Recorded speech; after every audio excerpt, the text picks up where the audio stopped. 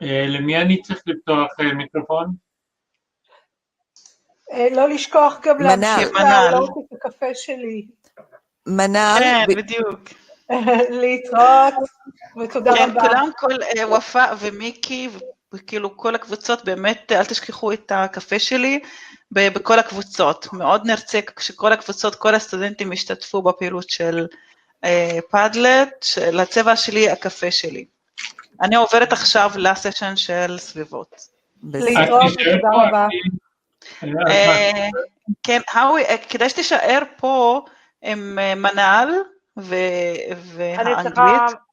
אני צריכה פרמישן לרינה, לג'ן, לסנדי, ללילה ולאילנה. אני אשמח אם ירימו יד שאני יכול למצוא. כן, תכתבי את השמות שלהם גם. כתבתי בזה, לפני רבע שעה, כתבתי בוואטסאפ שלנו. אוקיי.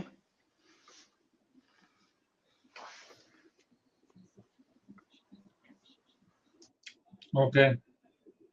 אני אפתח להם.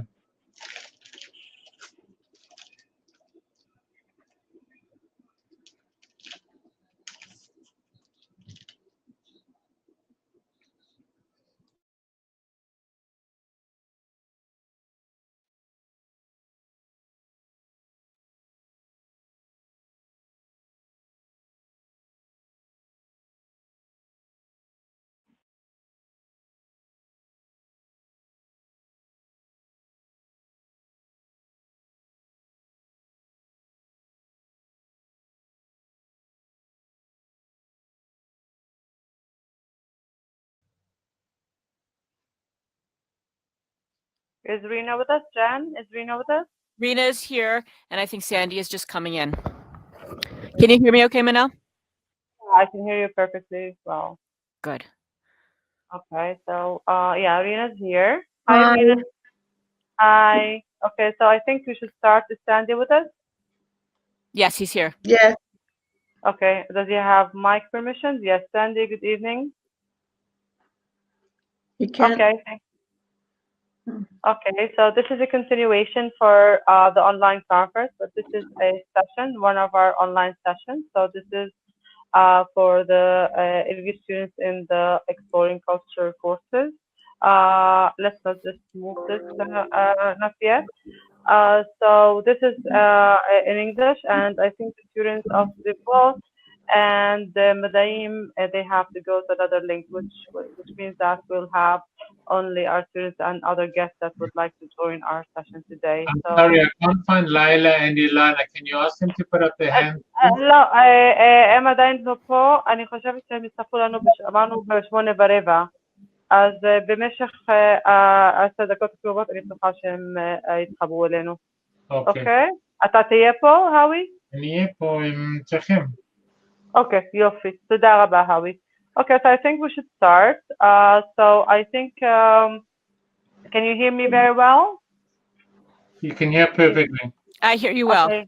Yes. Because some of the students are writing. So okay, now it's okay. Yeah, we're going to discuss dating and marriage in different cultures. I think that this is a very interesting topic that we usually all relate to from whatever background we come from. And I'm sure that our students will enjoy this session today with our guests that will join us at 8:15. So we're going to start by discussing the readings. You have to read A Girl Called Apple, Full Date, and to watch the movie Arranged Romance. So we're going to start with Hanan Sheikh, A Girl Called Apple. Unfortunately, Hanan couldn't be with us. She was supposed to be with us today. And for really an urgent matter, she apologized really at the last minute. But I promise that we're going to have her. I hear someone talking in the background. So would you please close your mic if you're doing that? Okay, so let's start with A Girl Called Apple, and I'm sure a lot of you were surprised to see the context. So here we have a girl called Apple who lives in the Bedouin oasis, and she's trying to defy the tribal customs for the arrangement of marriage. And this is something which is really very uncommon at that time. It's very important to pay attention to the dates. We're speaking about 1981. And while I was talking to Hanan, and she was telling me about how she wrote this story. So she said she's Lebanese. She lived in Beirut most of her life, and she said that she went to Saudi Arabia for a visit, and while visiting or while driving, she saw these flags, and she said when she asked about the flags, they told her that this white flag means that there's a girl that wants to get married, and she was really so aggravated and upset about this that she decided to write the story. And I really related to that because also I remember my first time I went to Egypt, my father insisted that we go through Gaza. I'm thinking about 1987. And the guys in the bus told us that we saw these white flags coming from different tents, and he told us that this means that there's a girl that wants to get married. So this really is something that for people who lived at the oasis, of course, this is an outdated. When I teach my students, I tell them always to pay attention to the date. And so this is something which is outdated. You don't see it anymore. But hundreds of years ago, this is how people, like their way for dating or for if you have marriage significance that we have a girl that wants to get married. But what Hanan did, Hanan took it further and she did the flags. The color of the flags doesn't exist. It doesn't exist in any if you like it. So this is the fictional part in the story. So she added this really a very, if you like, colorful images of what the flags mean. If it's red, it means that she's under 20. It's blue, she's under 30, and yellow, she's above 30. And we saw here how Apple was really defiant, and she was terrified of the idea that maybe no one will come, and maybe this was one of the reasons. But what's really astonishing in this context is how the father at that time really stood with her, and he understood her worries, and he didn't really force her to put the flag. And in the end, we see how she really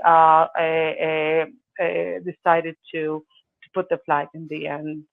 So, Sandy, would you? Sandy, are you there? Yes, I am. Yes, Yes. I am. So, I mean, the story, A Girl Called Apple, sheds light on different themes, and I would like to talk about three of them. And one of the main themes dealt with in the story is decision making. Um, Manal, can you hear me? We hear you loud and clear. Good, good. So as I said, one of the main themes dealt with in the story is decision making. אבל סטודנטים של סביבות מוזמנים להיכנס לחדר של הקורס, נכנסים מהמודל לחדר של הקורס. להתראות וערב טוב. So back to our session. One of the main themes dealt with in the story is, as I said, decision making in general and decision making with regard to marriage in particular. Now, in the story, we read about a girl whose name is Apple. Apple lives in a society where parents raise flags to announce to everyone that they have a daughter ready to get married. As Manal told us, also in Egypt, it was this custom was used. Now, in our stories, parents in that society don't ask their daughters whether or not they should be raising flags. They just do that. And that is how young women get married. They make the decision, parents make the decision on behalf of their daughters. Apple, however, doesn't seem to be content with this process. And she keeps imploring her father, she keeps asking her father not to let her go through that process. Apple is not against marriage. Apple wants to get married. Apple wants to be a bride. Apple wants to become a mother and have children, but she doesn't want to go through. She doesn't want to go about getting married through the traditional way. This being so, if we read the story from the prism of decision making, we might be asking ourselves some questions like, to what extent do we feel that people in our society make decisions on behalf of other people? And another question would be, to what extent we feel that others are making decisions on our behalf? I believe that whenever we read any piece of literature, we should always ask ourselves two questions. The first is, what's happening in the story? And the second one is how what's happening in the story is related to us. And this is why, as I am talking about the three different themes, I'm telling you what happens in the story, and then I ask how what happened in the story is related to us. And I hope that I'm here, and stop me at any moment if no, yeah, we have to go to discuss Yael. We really, it's 8:15 already. Okay. Thank you, Sandy.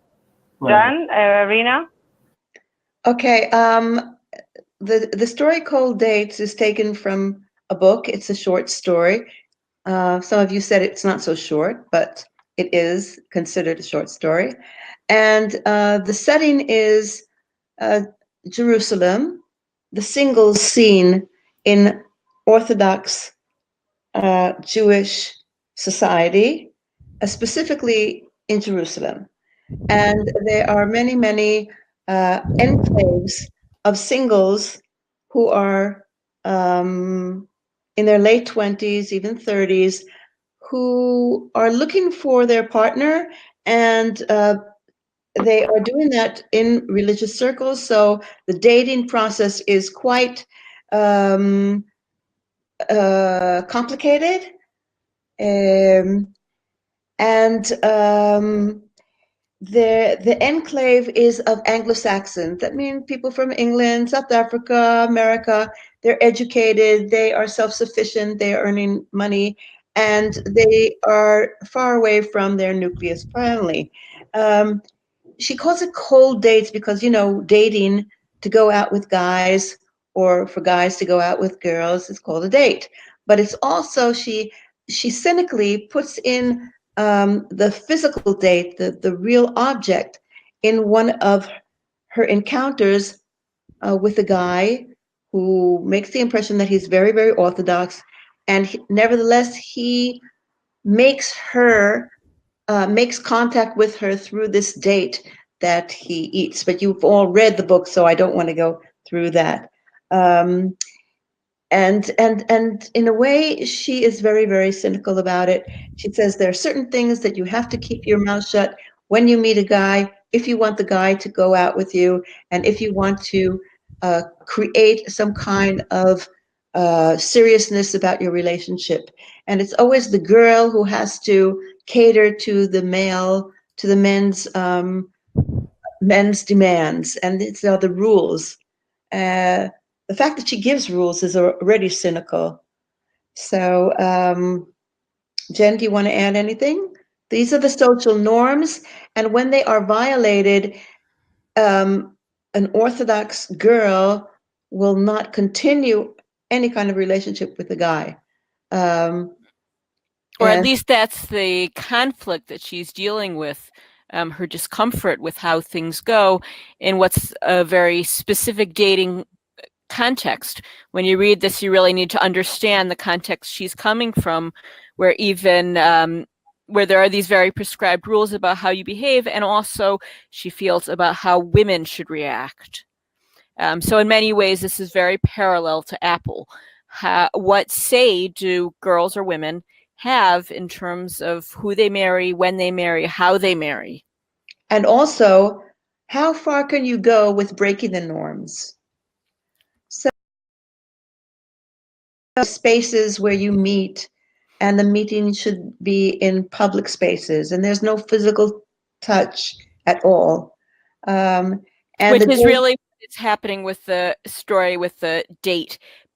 If you don't understand that, you miss a little bit of the story, which is that when he gives her the date, or when he wants the date, he wants her to put it right in his mouth, and that's considered a real taboo in this sort of dating. And also, you don't date for the fun of it. You date in order for it to continue into a serious relationship. And in the story, A Girl Called Apple, there is no dating. There's just a notification, I am available. In a way, the women who are available, they have to make an effort in order to cater to the rules of the norm, and also try their best to become or get involved in a serious relationship. Okay. Oh. Okay, I think Manal, are you ready for us to look at this survey? Something from Arranged Romance. Can someone put the link? Let's share. I can't share my screen.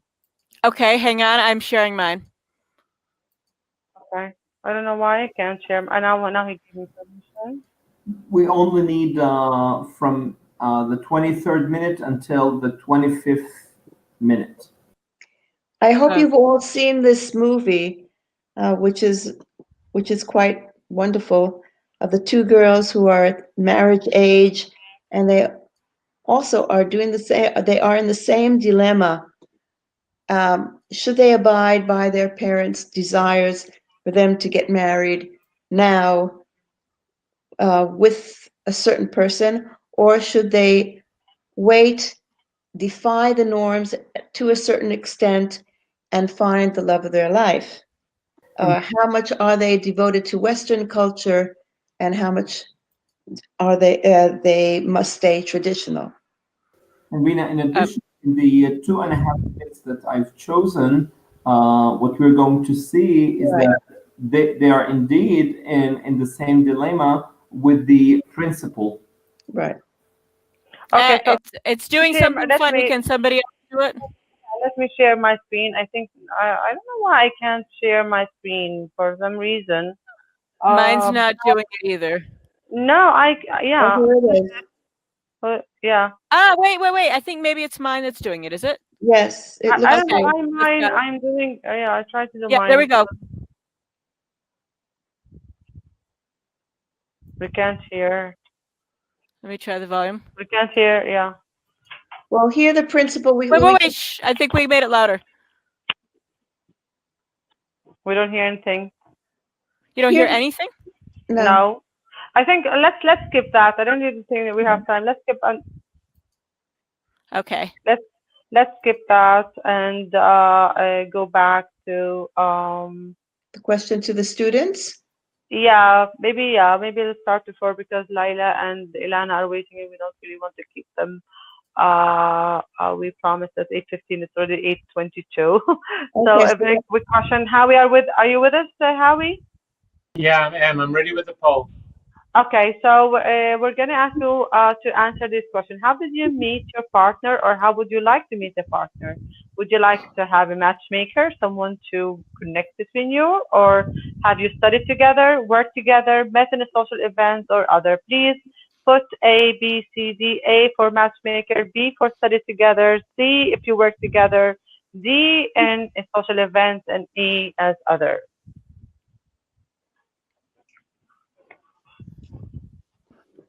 We've got 35 girls out of 120. I don't see them responding. No, you can't see them unless you're. The question is on. With you in a second. Okay. The question is on the slide. The question is on the slide. Very simple. And I would repeat. I see some of the students who are not from our course. So please, students from Vivot and Madain, please leave this session and go to your course session, the link that you usually go to, because I see names that are not supposed to be here. and they're looking for you. اللي מסביباته مي שיש מסביבות מדעים, נא לצאת וללכת اخد اللينك שלכם ביוניקו. האווי, מה קורה? רק חצי ענו, 58 בתוך 120. אוקיי, ומה התוצאות? אני יכול להראות לכם, אבל אז אני יוצר את זה. כן, כן, כן, כי אין לנו זמן. אז מה שיש לנו, אז שניים כאילו matchmaker, 11 למדו ביחד. I'm sorry. Oh, sorry. Okay, I'm sorry.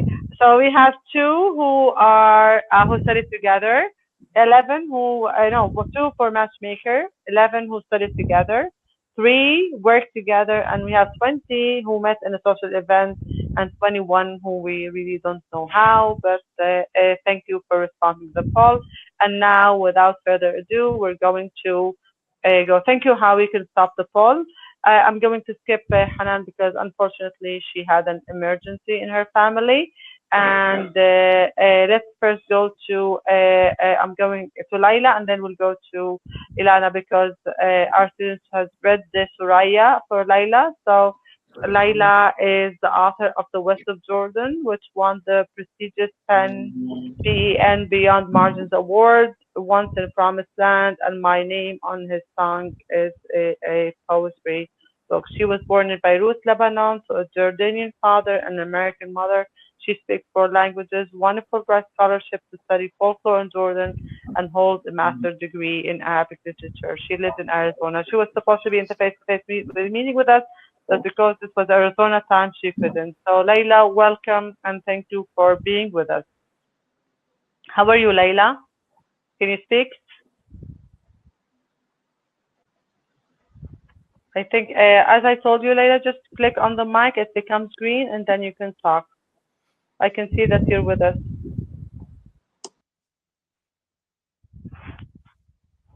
Layla? Hello? Okay, so Ilana, are you with us? Let's go to Ilana, and then we'll see what is happening with Layla. Jan, Rina, you want to introduce Ilana? Ilana. Yes. Ilana Blumberg is the author of the recent Open Your Hand, Teaching as a Jew, Teaching as an American. She also wrote a book called Houses of Study, A Jewish Woman Among Books. She's the winner of Sammy Rowe Choice Award and Victorian Sacrifice. Ethics and Economics in Mid-Century Novels is also a book of hers. She's a senior lecturer in English in Bar-Ilan University.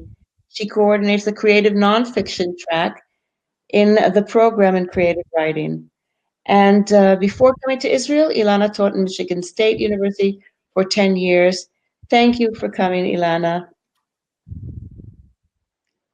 Are you here? I hope so. Ilana, go ahead and click on your mic so it turns green and so we can hear you. Ilana, are you with us? And Layla said she apologized because after this session, I told her to read the session. She emailed me just now. A little bit louder, Manal. Yeah. Can you speak? Can you read this before while Ilana joins us? Yes, while Ilana is getting ready to join us, I'd like to read you a passage from her memoir, Houses of Study.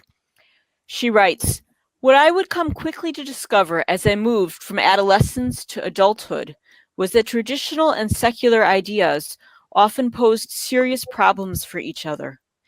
At times, it seemed they simply could not be sustained jointly. What you read in Aristotle or Faulkner, what you absorbed of evolutionary biology or cosmogony, threatened to split away, and perhaps to split you away, from the path of Torah. The modern values of self-expression and realization, finding yourself, would not always be compatible with Jewish teachings and strictures.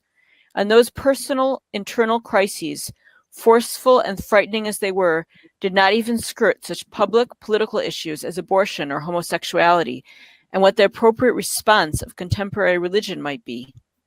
By the time I began my university studies, I could see that the chief pattern of my childhood, The morning-afternoon divide between what we had called Limudei Kodesh, holy learning, and the banal, descriptionless general studies would no longer effectively be soldered by lunch and recess. The changing of the guard, when our Jewishly learned teachers left school and our generally learned teachers arrived, had not been an overlap, but a thorough gaping fissure. Perhaps I would not have come to see this so arrestingly and so quickly had I not been born a girl. And I think this really captures, this is from her memoir, Houses of Study, I think this really captures many of the issues she's talking about here in terms of her education and her search for how does she combine all the different elements of her life. Alana, are you with us? Yes, can you hear me? Yes, very clearly now, thank you. Wonderful. So glad to have you with us tonight. Thank you. Rena? Yes. Can we begin questions, Ilana? Yes, certainly, of course. Okay, so we would like to ask you, because we have been dealing with identities, you moved between different places and educational institutions in the U.S. and Israel, both as a child in school and as an adult, and then as a professional. And then you moved to Bar Ilan University in Israel, which is defined Orthodox. And in both of your books, you deal with the questions about approaches to education and what types of attitudes and knowledge students absorb. Can you tell us a little about that and connect that to your identity and Sure. Yeah. When I was teaching in the United States, it was an interesting situation because I taught in a secular university, a public university, and I was recognizably an Orthodox Jew. And many of my students had actually never met, not only had they not met an observant Jew, someone who lived by the laws of the Torah and whose daily practice was determined by a lot of those laws, but they'd never met anyone who was a Jew at all. Because a lot of my students came from small towns where most of the people they knew were Christian. This is when you were teaching in Michigan State. Yes, that's right. Yeah. Mm-hmm. And so I often found that I very much felt that I was a minority as an American Jew because my students simply had no experience of the world that I came from, and they understood themselves as being the norm, the majority. And so really, I, in some ways, adapted myself to an institution that was largely Christian, where all the holidays that were marked were Christian holidays, and where there was a lot of acceptance and tolerance for anything different, but clearly being Jewish was a minority position. And then when I moved to Israel, I found that I was in a very different situation because teaching at Bar Ilan, I've had the interesting situation of a change in the department where about half of our students right now are Jewish and about half of our students are Arabs, mostly Muslims, some Christians. And so now my position was that I was part of the majority. I'm part of the Jewish majority, and I have to be quite conscious and I really have to recognize all the time that there are a variety of students in the room who are finding themselves in the minority. And what does it mean for them to feel that they're in the minority and for me to feel that I'm in the majority? And so I'm very conscious that there is this difference in the classroom and that we need to explain ourselves to each other. And so I've been doing a lot of teaching of autobiographical writing, where people write about their own life experiences and where we read about people's life experiences in a way so that students from different identities, different towns, different ethnic beginnings, all kinds of differences, whether economic or religious, where we can begin to talk to each other about where we come from. A really important and interesting sensitivity that I see how it comes out of your writing and your background. Mm-hmm. Another passage I wanted to share with you, the students haven't had a chance to read what you've written, but I think it's important they understand a little bit about it, is you write about the two languages and literatures. And I'm just reading from a passage of her. She writes, "There were two languages and literatures that I spoke and read that I meant to keep speaking and reading. Quite literally, my books were divided between two bookcases. Torah, which went from right to left, its titles in Hebrew and Aramaic, a rich collection of classical Judaic texts, and Mada, which went from left to right, its titles in English, an unending cascade of novels, essays, poetry, and drama, spanning the 14th through the 20th centuries. But these two literatures could not easily be had in the same country, let alone the same school. They could not be taught by the same people. Then why did we assume they could be learned by the same people? And they could not address the same questions in the same fashion. That's again from her memoir. But we were wondering if you could talk a little bit about how your love of these two bodies of literature, something that you've really taken into your life in so many different aspects, how has it made your life more difficult and more complicated as well? And how do you think this is also reflected in your community at large?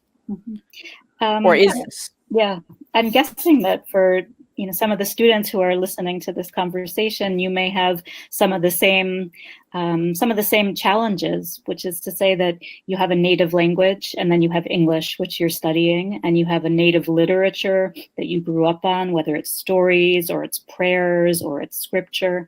And then you have everything that you're learning about a culture that's foreign and a culture that runs in English and that has different assumptions and different ideas.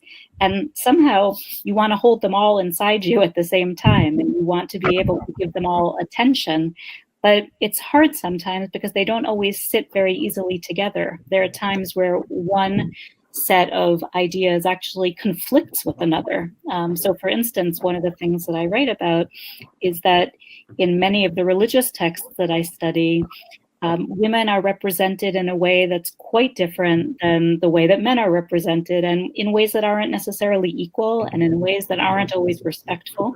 And these texts are ancient, and I have to live with them still today and make sense of them, and they're precious to me, but they don't feel always as if they're speaking to me. And on the other hand, then I can look at certain texts, let's say from English literature, and maybe they're modern texts, maybe they're texts that are very, very caught up with what it means to be a woman in the modern world. And maybe they feel very close to me, but at the same time, they don't have the other dimensions of my identity, which are the Jewish dimensions. And so one of the ways I describe this in the memoir, as you just heard, is really literally looking at my bookcases and saying, can these books even sit next to each other? Can they even be on the same shelves? How do I even organize my library? Because it seems so complicated, just in the same way that my identity seems complicated. And I'm guessing that may resonate and may really be something that some of you listening can identify with. Mm-hmm. Yeah, very interesting. There's one passage where you even talk about packing your books and for the first time mixing them all together in a way that you were unused to. And I think that just brings up such an interesting metaphor about how you bring these different sides of your knowledge together. Mm-hmm. Yeah, I think also, I mean, it was another interesting thing. I know you were talking about dating and marriage and these other stories, that when my husband and I got married, for me, it was a big question. Are we going to put our books together? Really, like, if it's so close to your identity, really, it feels like this is who you are. And, I don't know if the students listening feel that intensely connected to their books, but if you don't feel that connected to your books, there may be other things that you feel that connected to. And so, these are reflections of who we understand ourselves to be. Yeah. I wanted to ask you a personal question, because this is like what I asked the students, Ilana, before you started. How did you meet your husband? Can you share it with us, or like is it something personal? Yeah, I grew up in a community where people married quite young, so in their early 20s. And it wasn't that easy for me to meet the right person, because I was really looking for somebody who was both very connected to Jewish tradition, but very modern in the ways that he would see the relationship between men and women. And that didn't seem so easily found. And so I was already, I think, 28 or 29 when I met the man I was going to marry. And everyone had given up on me. They thought I would never get married ever, or at least that's how I felt. And eventually we met through some mutual friends who would never have put the two of us together. We met at a party that they gave. And I think they wouldn't have put the two of us together because we'd actually grown up quite differently. I grew up in a more traditional Jewish world. My husband grew up in a less traditional world.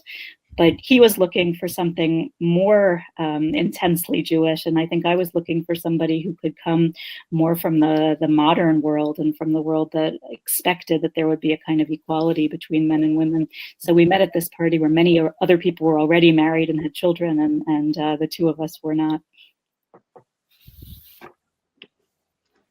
Interesting. And could you talk a little bit in general about your community or the Jewish community in a larger sense? Have there been changes in dating and finding partners? Do you see shifts, or even in terms of attitudes towards women? I certainly see changes, and I mean, I think, you know, in some ways the world that I'm describing isn't very, it has overlap with the world Yael Unterman is describing in her story. But I do see changes because I think that there's much more expectation and acceptance that women are going to seek roles in public Jewish life.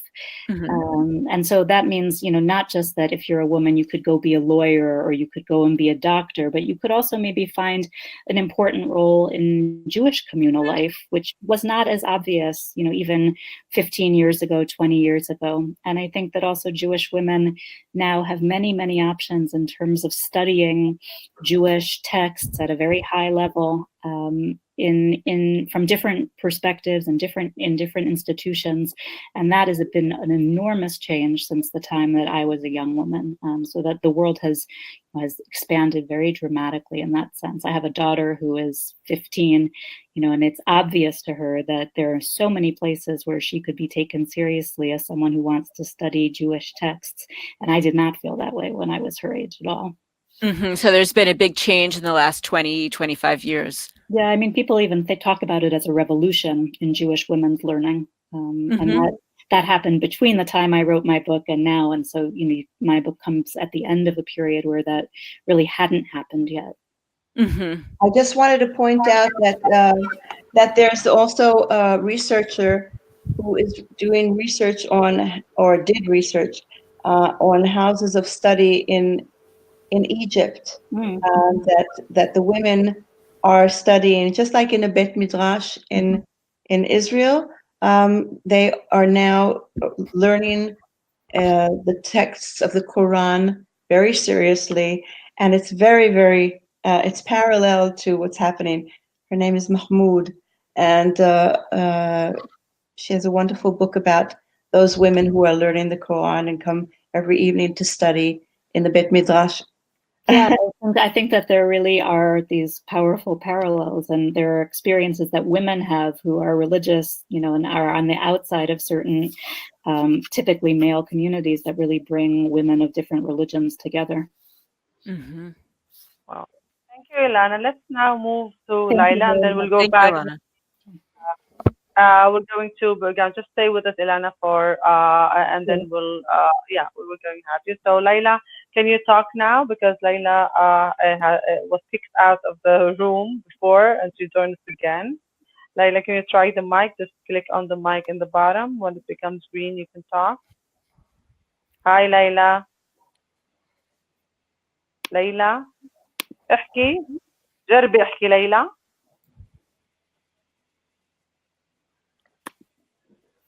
I think she's trying.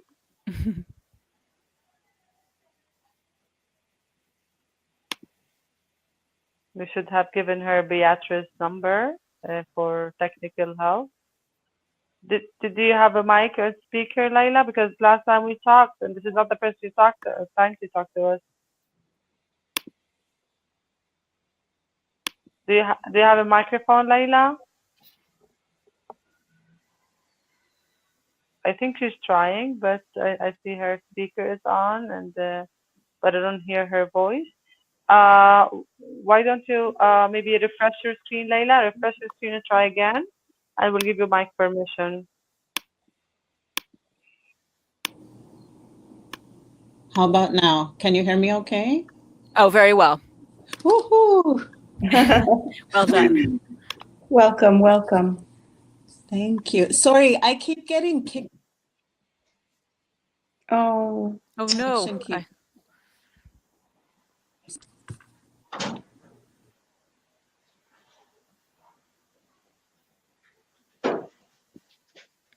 No, you're gone.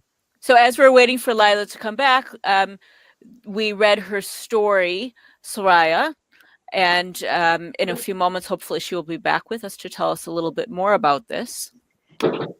And we talked about the identities as how in Soraya the two young Arabs are taken for Mexicans, and how because they have taken or they look Mexican, they do not manage to establish their foreignness, and they are taken.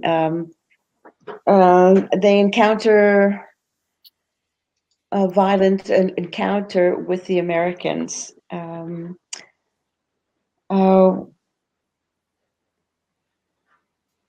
Lila, we can't hear you. But it says you're speaking.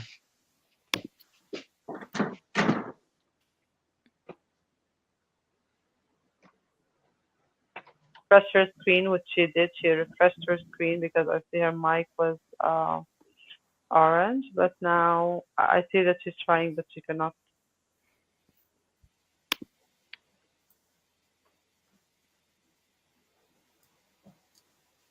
Laila, did you refresh your screen, Laila?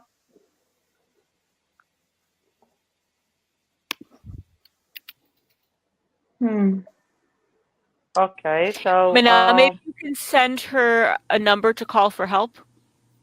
Well, actually, now okay. I can hear 3 voices. Okay, let's close our mics and see now if you can talk. Okay. Okay.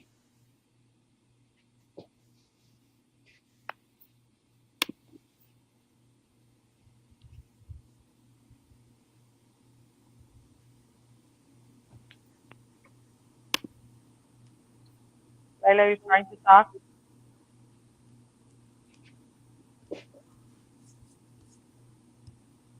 We wanted you to relate to the question. Maybe tell us something about what inspired you to write the story, Laila. Can you tell us something about that? I think she's refreshing her screen. Yeah, we can hear Oh you, my but gosh, sorry. it's okay now? I can hear now, but I haven't heard anything. So I haven't heard the discussion till now or the questions, if you've been asking any. I'm going to ask you again. I said, what inspired you to write the story? Well, it kind of came, that particular story, honestly, I can't remember the actual nugget that came from that, but I find it very interesting to see how people suffer from other people's perceptions.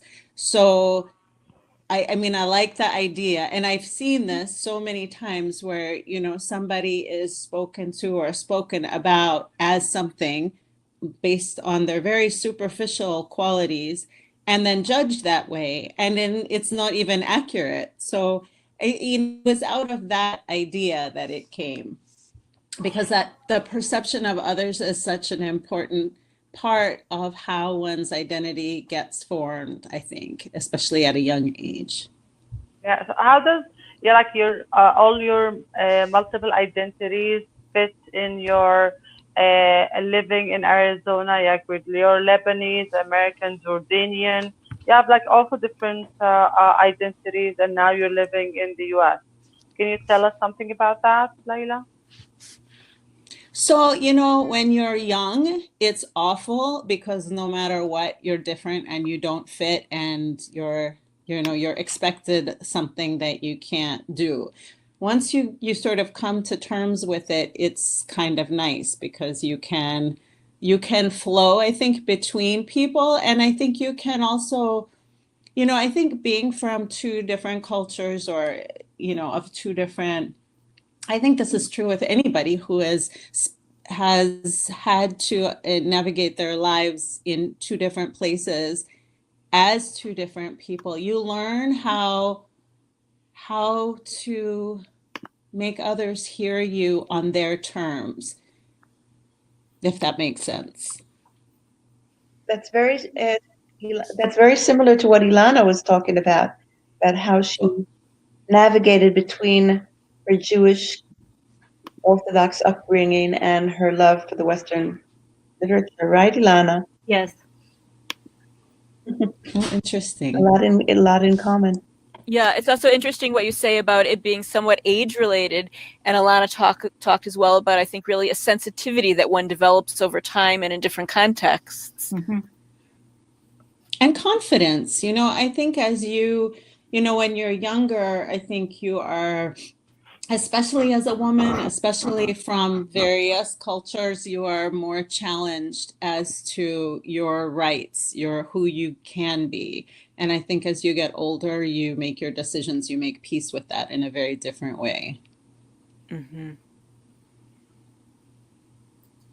I'm going to ask you the same question I asked. How did you meet your spouse?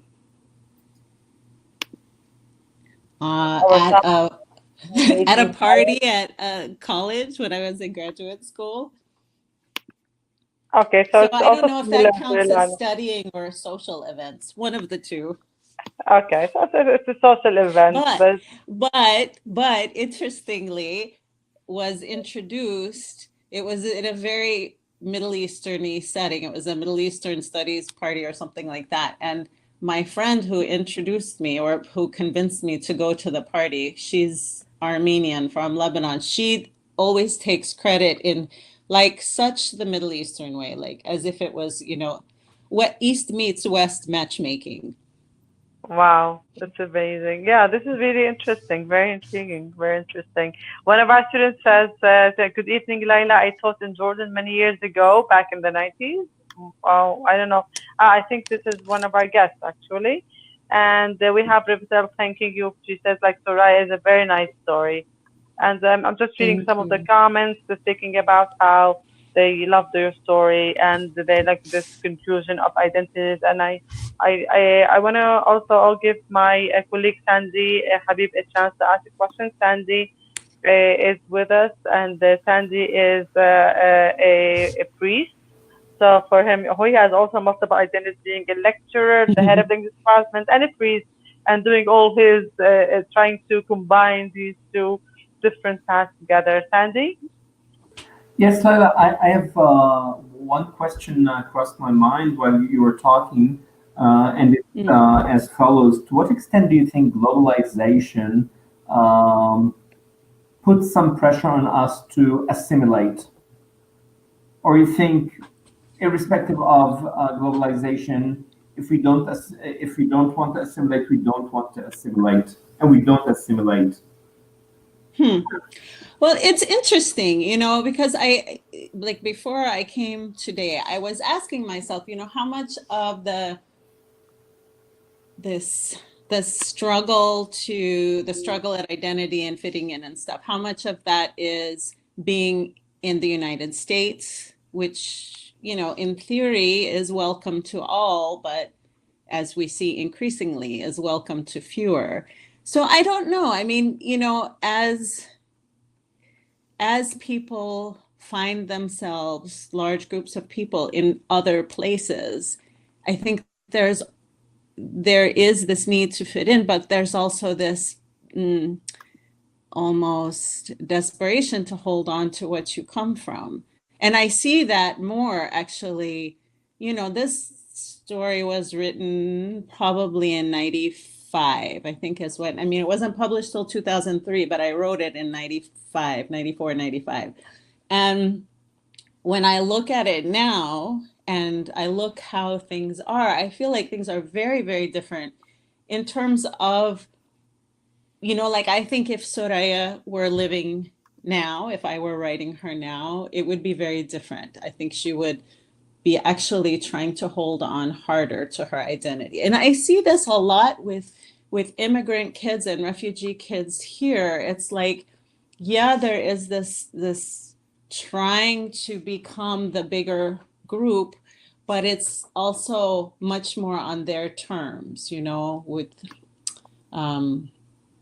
their own flair. It's like, I think globalization has allowed us to be our individual selves in a way that maybe wasn't true, 20 years ago. Which runs contrary to what we might think, because we might think that because of globalization, people are encouraged to assimilate, while what I understand from you is that despite globalization, we tend to, in fact, preserve our identities. Did I understand it correctly? Yeah, I mean, obviously I can't speak on a huge level. I'm just kind of reflecting on the various groups of people I work with and, groups I'm seeing. And I'm struck by how much there's pride, but there's also space to have pride. And again, I think this may be distinct to the United States. I think that whole, 20, 30 years ago, there was this big push on political correctness and inclusion and everyone who participates. And I think maybe the effect on immigrants is that, who you are is allowed, whereas before it wasn't. I would like to ask whether maybe if Ilana could give her input on the same issue. Ilana? Which issue specifically? About, do you have to assimilate in order to be a part? How do you hold on to your own identity? Do you think that there's more pressure to assimilate in Israel or in America? That's an interesting question. I think that there's more pressure to assimilate in Israel, and I think that there's more pressure to assimilate as a member of the Jewish majority. I think that there's a sense that people expect for you to have a kind of, I guess there's a kind of expectation that it will be okay, whatever it is that the government wants to do, whatever it is that the Jewish identity of the state demands, that somehow that because you're a part of this people, that's acceptable to you. And I feel like in the United States, there's a higher degree of understanding that people act in individual ways and not just as members of ethnic groups or cultural groups. But I don't know. I think it depends what context you find yourself in. I guess in some ways I think that that's the case in a religious context, that there's more pressure to identify here than there is in the United States.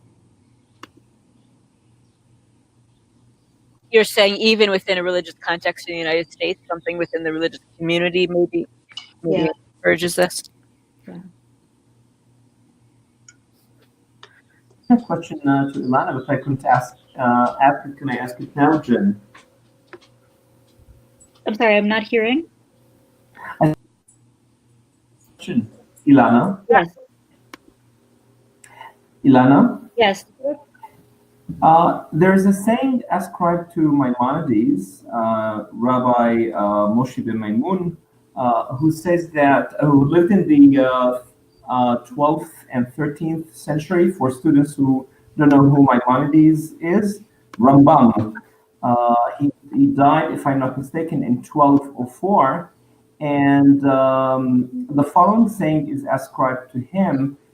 He says, as far as I know, that if the Tanakh is the Bible and science, if they seem to contradict each other, then maybe we have to find a way to interpret the scriptures, the Tanakh. And why am I saying this? Because I remember from what Jen read that you say that on one shelf you have all the religious books, and on the other shelf you have all the scientific books. In your opinion, to what extent can we reconcile both religion and science? Or do you think that they should be apart and we should not confuse them? We should not bring them together? I think that the more I study the 19th century in literature and in history, and the more I study, the more I recognize that often you get taught when you're just beginning to study the century that people lost their faith in Christianity when they read Darwin and when they found out that there was such a thing as evolution and evolutionary biology, and that the world was not created necessarily in 7 days. It turns out, though, the more I study, that many of the scientists who were actually confronting these facts did not find this to be problematic for their faith. That, in fact, they were able to reconcile the findings of evolution and biology with a very deep faith in the existence of God. And I think that the more that I study, the more I have the sense that science itself doesn't simply make it impossible to have faith, that there's a kind of expectation that when science and faith meet up, that they will cancel each other out. But I don't think that that's really so. I don't think that's so compelling anymore. I think people live with all kinds of multiple explanations for the way the world works, and they hold them simultaneously, and they can appreciate them simultaneously. So so I think my thinking on that has shifted, especially the more I study, what this looked like 100, 200 years ago. There's not a necessity to deny one's faith just because one begins to dig into the history of the history from a scientific point of view. Yeah, thanks, Ilana. I couldn't agree more. Mm-hmm. Thanks. Students, would you like to ask questions? Please raise your hand. Just 2 minutes maybe for students if you'd like to raise your hands and ask questions. So if you would like to ask, but I think Howie to give us permission because we're not moderators here. Or write them down. Let's see if they can write it down. But I really don't think we have time because it's really almost 9. So I would really like to thank Laila and Ilana for being with us. This is a really interesting, very interesting session, and we really so that's what you wrote is very connected to our course, and we would like to have you next year as well. So be prepared. Yeah, you're gonna be called on again. So that's the thing. Thank you very much. And good night. We just want to finish with our students and tell them what they have to read next time with our new session. So Ilana and Laila, thank you very much, and looking forward to seeing you again. Thank you. Thank you all so much. I Good appreciate night. it. Good night. Thank you.